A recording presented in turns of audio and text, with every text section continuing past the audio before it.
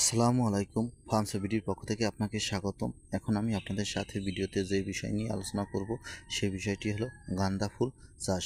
গাঁদা ফুল চাষ কিভাবে করবেন এবং গাঁদা ফুল চাষ করে বাণিজ্যিকভাবে অনেক লাভবান হওয়া যায় এই বিষয় নিয়ে এই ভিডিওতে আলোচনা করা হবে। আমার এই ভিডিওটি যদি আপনাদের একটুও ভালো লেগে থাকে তাহলে প্লিজ লাইক, শেয়ার, কমেন্ট এবং সাবস্ক্রাইব করবেন। আপনাদের কোনো বিষয়ে যদি প্রশ্ন থাকে তাহলে আমাকে কমেন্ট করবেন, আমি পরবর্তী ভিডিওতে আপনাদের সেই বিষয়ে উত্তর দিয়ে দিব।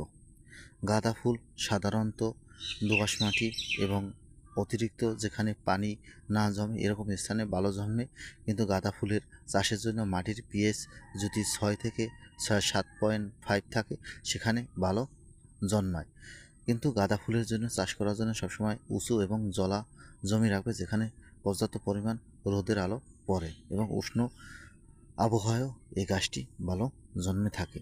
তাই আপনারা গাঁদা ফুল যদি বাণিজ্যিকভাবে চাষ করতে চান তাহলে আপনাদের এরকম মাটি অবলম্বন করতে হবে। গাঁদা ফুল নার্সারিতে আপনারা ছিটিয়ে বোনাতে হবে, বীজ বপন করতে হবে এবং বীজ বপন করার 1 মাসের মধ্যেই আপনি টপে যেখান থেকে বা বিক্রি করবেন বা টপে আকারে লাগাতে পারেন বা জমিতে লাগাতে হবে।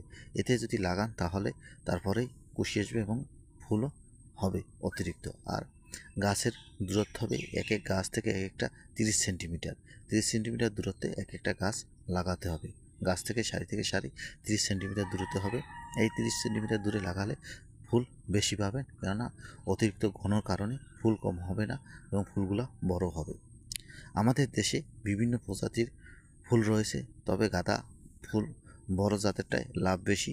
এই ফুল সাধারণত পূজা এবং বিভিন্ন অনুষ্ঠানের কাজে ব্যবহার করা হয়। তাই আপনারা যখন অনুষ্ঠান পড়ে এবং যে সময় পূজা রয়েছে এইরকম সময় যদি নির্ধারণ করে আপনারা বীজ বপন করতে পারেন তাহলে আপনারা বেশি লাভবান হতে পারবেন। আমার ভিডিও ভালো লাগলে প্লিজ সাবস্ক্রাইব।